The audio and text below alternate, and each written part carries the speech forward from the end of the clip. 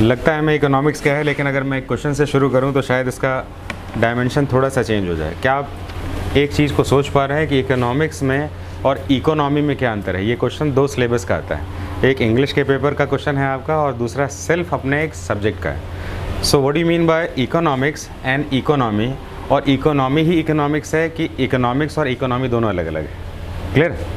तो ये क्वेश्चन यहाँ से एक नए क्वेश्चन को जनरेट करेगा और आपको जानकर आश्चर्य होगा कि ये इस टॉपिक को पकड़कर ही पूरी इकोनॉमिक्स टॉपिक को हम ले सकते हैं, इतना बड़ा टॉपिक। तो इकोनॉमिक्स एंड इकोनॉमी को थोड़ा सा हमें समझना होगा। तो सबसे पहले हम लोग समझ लेते हैं कि इकोनॉमिक्स क्या होता है, इसमें किस तरीके से हम लोग कवर करेंगे। क्लास में जब हम इकोनॉमिक्स लेके चल रहे होते हैं तो दिमाग में हमारे पास मल्टीपल थॉट्स होते हैं। ये भी तो हो गया मैक्रो इकोनॉमिक्स हो गया, माइक्रो इकोनॉमिक्स हो गया, दूसरा हमारे पास अलग अलग पॉलिसीज़ गवर्नमेंट की होगी, जीएनपी, एनएनपी, जीडीपी, दुनिया भर के टर्मिनोलॉजीज़ आ गए हमारे पास। तो इसको हम पढ़ें कैसे? कहने का मतलब है कि जब तक हमारे पास ये पॉकेट डिसाइडेड नहीं होंगे तब तक ये टॉपिक जो है बिल्कुल स्कैटर्ड हो जाएगा ना, पता ही नहीं चलेगा इसको कहाँ से शुरू करें और कहाँ तक ख़त्म करें। तो सबसे पहले इकोनॉमिक्स में सबसे बड़ी समस्या आती है कि हम इस टॉपिक को शुरू कहाँ से करें और शुरू करने के बाद इसको किस पॉकेट के साथ पढ़ना चाहिए। अदरवाइज़ आप टॉपिक के साथ हमेशा ही अनफैमिलियर रहने वाले। तो मैं इस टॉपिक की शुरुआत सबसे पहले इसके टर्म से ही करना चाहूँगा और इस टर्म में आपका है इंट्रोडक्शन ऑफ इकोनॉमिक्स। इकोनॉमिक्स शब्द की शुरुआत कहाँ से होती है और ये शुरुआत जो है ये अपने आप में एग्ज़ाम में क्वेश्चन आ गया इसमें। इस वर्ड को ज़रा बोल के देखें, इसमें ओआइकोनोमिकोस, ओआइकोनोमिकोस कौन सा शब्द है? ये ग्रीक वर्ड। ग्रीक वर्ड में ओआइकोनोमिकोस जो है उसमें आपका ओआइकोनोस, कोस मीन्स का मतलब होता है हाउस होल्ड और नोमोस का मतलब होता है मैनेजमेंट। अब देखेंगे इस शब्द से ही पूरा हमारा टॉपिक निकल जाएगा। ग्रीक के लोगों ने ज़्यादातर ज्योग्राफी में भी कंट्रीब्यूट किया है, हिस्ट्री में भी कंट्रीब्यूट किया है और इकोनॉमिक्स में भी यही लोग आ रहे हैं। अगर हम बात करते हैं फादर ऑफ हिस्ट्री तो हेरोडोटस, फादर ऑफ जियोग्राफी तो इराटोस्थेनीस, और यहाँ पर बात करें इकोनॉमिक्स तो दोबारा इसमें हाउस होल्ड आ गया। तो कहने का मतलब ग्रीक वर्ड को हम एपी सेंटर मान सकते हैं और हमारे पूरे वर्ल्ड में, वर्ल्ड के सिविलाइजेशन में जब हमारे पास इंटेलेक्चुअलिटी बढ़ रही थी तो ग्रीक के लोगों के पास जो है इंटेलेक्चुअलिटी जो है रिटन फॉर्म में सबसे ज़्यादा स्प्रेड हुई। इसके कारण जो है ज़्यादातर किताबों आपको ग्रीक के साथ ही ओरिजिन मिलेगा। तो सबसे पहले हम देख रहे हैं economics derived from ancient word oikono, बोल के देखेंगे ओआइकोनोमिकोस। इस शब्द को दो बार में कैसे डिवाइड करते हैं? इसमें ओआइको हाउस होल्ड और नोमोस का मतलब होता है मैनेजमेंट। तो एक्चुअली ये मैनेजमेंट का वर्ड है। अब ज़रा देखिए कि अगर मैं इस क्वेश्चन को जनरेट करता हूँ कि इकोनॉमी और इकोनॉमिक्स शब्द को आप कैसे समझते हैं, और इंग्लिश के ग्रामर में ये पेपर आ गया, एक पेपर में क्वेश्चन आ गया कि पार्ट ऑफ स्पीच में बताइए इकोनॉमिक्स क्या है और इकोनॉमी क्या है, तो इसको आप कैसे लेंगे? कौन सा शब्द नाउन है और कौन सा क्या है? तो आप मुझे बताइए। इसमें अपने आप में क्वेश्चन है और इस क्वेश्चन से ही हमारे ये सेक्शंस क्लियर होगा।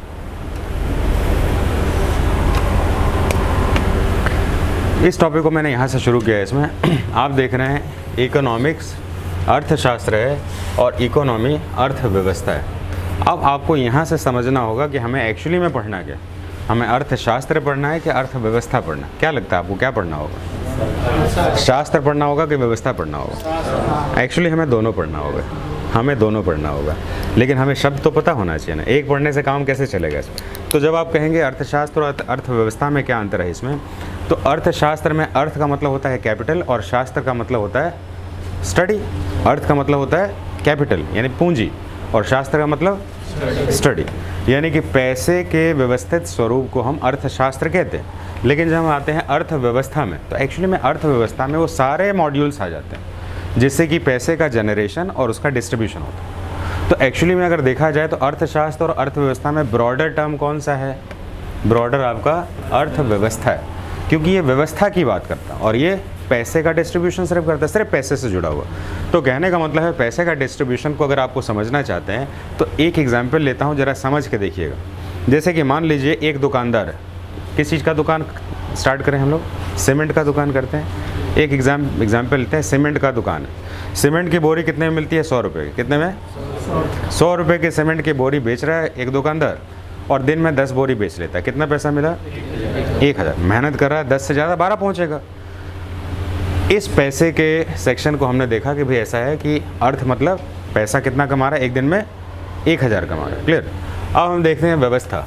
अब सरकार ने कहा भाई ऐसा है कि कंस्ट्रक्शन को हम फोकस करेंगे तो हमारे देश में डेवलपमेंट ज़्यादा हो जाएगा, रोड बना दीजिए, ये कर दीजिए, वो कर दीजिए, तो सीमेंट का कंजप्शन बढ़ गया।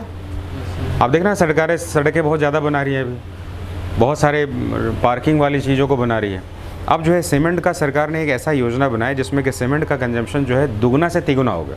तो पहले कितना बिकता था, 10 बोरी एक दिन में, 10 बोरी मिलता कितना था उसको, 1000 रुपये। अब उसका 30 बोरी बिकने लगा। क्यों बिकने लगा भाई? क्योंकि व्यवस्था ने क्या किया, अब कहा कि सीमेंट की बोरी जो है सीमेंट का कंजम्पशन बढ़ा दो। तो वही बोरी जो उसका 10 बोरी बिकता था, अब जो है व्यवस्था ने कहा कि भाई ऐसा है कि सब सड़कें तुड़वा दो, नाली बनवा दो, और नाली के बाद जो है पार्किंग भी बनवा दो। तो कहा सीमेंट कहाँ से आएगा, तो सीमेंट कंजप्शन बढ़वा दो। तो एक दुकान ने जहाँ से सीमेंट बेचता था एक दिन में 10 बोरी को, अब उसके पास ट्रिपल लोडिंग आ गया। तो इस व्यवस्था में पहले अगर वो 100 रुपये कमाता था, अब कितना कमा रहा है, 300 रुपये। तो कहने का मतलब है अर्थशास्त्र जो हो गया, यानी कि पैसे की स्टडी जो है एक नैरो टर्म, छोटा सा टर्म, लेकिन व्यवस्था कैसा है, बड़ा टर्म। अब हमें ध्यान रखना होगा बड़े टर्म में, अर्थव्यवस्था एक सीमित विषय है जिसमें कि अलग अलग देशों की सरकारें अपने अपने कंसेप्ट पर काम करती हैं। अच्छा, एक काम करते हैं, अगर मैं आपसे पूछूं कि टेस्ला कहाँ की कंपनी, तो कहाँ की है, अमेरिका कंपनी है। अच्छा, अमेरिका को लोग टेस्ला लेकर जो है खुश हैं, लेकिन मैं आपसे अगर कहूँ कि मारुति कार कहाँ की है, नहीं मारुति सुजुकी है जापान, मारुति भारत की, सुजुकी जापान की है ना। मारुति भारत की बोलना है आपको, कहाँ की, भारत को तो पकड़ के रखना है, सुजुकी भारत जापान का। तो एग्जाम्पल लेते हैं मारुति ना, उसको सुजुकी उसके हटा देते हैं। अच्छा, मान के चलिए इसमें कि मारुति कहाँ की, भारत की। अच्छा, इस मारुति का अगर अमेरिका में बेचना चाहें तो खरीदार मिलेंगे क्या, नहीं मिलेंगे, जबकि भारत की सबसे ज़्यादा बिकने वाली कार है। तो कहने का मतलब है इस अर्थव्यवस्था में अर्थ का अध्ययन जो हम कर रहे हैं, ये क्या कहते हैं, हर जगह पर बराबर होगा क्या? क्या मारुति कार का अगर अर्थ बना हुआ है तो क्या ये अमेरिका में भी वैसे ही चलेगा? नहीं चल सकता। तो जाहिर सा बात है अर्थव्यवस्था में अर्थशास्त्र जो है एक कंजर्वेटिव पॉइंट है, यानी कि लिमिटेड सेक्शन के लिए है, लेकिन अर्थव्यवस्था में सरकारें जो है अपनी पॉलिसीज़ अपने फ़ायदे और नुकसान के लिए कभी भी चेंज कर सकती। एग्जाम्पल अभी के साथ ले लेते हैं, मान लेते हैं कि मारुति की ये मारुति जो है कार बना रही है, और अमेरिका में टेस्ला कंपनी को डोनाल्ड ट्रम्प ने, अभी राष्ट्रपति कौन है, डोनाल्ड ट्रम्प ने वहाँ पर टेस्ला को लगा दिया 200% का टैरिफ। खुद टैरिफ और चल रहा है अभी, टेस्ला के ऊपर 200% का टैरिफ लगा दिया, और भारत की मारुति को कहा कि 0% का टैरिफ। तो मारुति हो गई अमेरिका में सस्ती और टेस्ला हो गई महंगी। अब लोगों के पास तो ऑप्शन ही नहीं है, तो कौन सी गाड़ी बिकेगी? अब अमेरिका में मारुति बिकेगी। तो किसने, अर्थ को किसने इन्फ्लुएंस किया? व्यवस्था ने किया। अर्थ को किसने इन्फ्लुएंस किया? व्यवस्था ने किया। तो एक्चुअली में इकोनॉमिक्स जो है एक लिमिटेड टर्म है सिर्फ स्टडी का, लेकिन इसको स्प्रेड करना, रिस्ट्रिक्ट करना, ये है आपकी व्यवस्था। तो एक्चुअली में ये ब्रॉडर टर्म है और इकोनॉमी को ही ज़्यादा पूछा जाता है। अब हमारे दिमाग में आ रहा है कि अर्थ और व्यवस्था दो अलग अलग चीज़ें हैं, इसका क्या मतलब हो? तो इसके लिए हमें एक दूसरे चार्ट के ऊपर जाना होगा, और इस चार्ट से हमें एक्चुअली में पता चल जाएगा कि हम लोग चाहते क्या। डिफरेंट सेक्टर ऑफ, क्या बोल रहा हूँ मैं अभी, इकोनॉमिक्स मतलब अर्थ और शास्त्र, यानी कि पैसे का अध्ययन, मनी का study of money related work, what's over the money and sources of money. तो यहाँ पर इकोनॉमी यानी व्यवस्था के ऊपर बात हो, यानी कि ब्रॉडर है कि नैरो टर्म है? ब्रॉडर। अब इस ब्रॉडर टर्म को समझने के लिए अगर आपको दिमाग में बिल्कुल फिक्स करना है तो ये फॉर्मूले से आपको याद हो जाए। किसी भी देश में नॉर्मली इकोनॉमी के फाइव ने पहले 4 ही टेयर होते थे, 5वां टेयर रिसेंट आया है। Primary sector, secondary sector, tertiary sector, quaternary, और 5वां जो है क्विनरी सेक्टर। क्विनरी का मतलब होता है, क्या होता है, 5वां सेक्टर। तो प्राइमरी पहला, सेकेंडरी दूसरा, टर्शियरी तीसरा, क्वार्टरनरी चौथा, और क्विनरी। तो क्विनरी वर्ड को मैंने जानबूझ के इसलिए बोला कि जब एग्ज़ाम में ये वर्ड आएगा ना तो आप कहेंगे सर ये 5th क्यों नहीं बोला है इसमें? अरे यही एग्ज़ाम का टेक्निकल वर्ड। सही बात है। अब हम ले लेते हैं इकोनॉमी को समझने का सबसे आसान सा तरीका जहाँ से शुरू किया जाता है। अच्छा, एक काम करते हैं, नेचर ने हमें क्या दिया है? पौधे दिए हैं। पौधे को अगर बेचें, अगर गन्ना आप बेच दें तो पैसा मिल जाएगा ना आपको। अगर आप मुर्गी को पकड़ के बेच दे तो पैसा मिल जाएगा, बकरी को पकड़ के बेच दे पैसा मिल जाएगा, दूध बेच दे तो पैसा मिल जाएगा। नेचर की दी हुई चीज़ों को अगर हम अर्थ के लिए यूज़, अर्थ नहीं है कैपिटल के लिए यूज़ करें तो उसको हम क्या कहेंगे? प्राइमरी।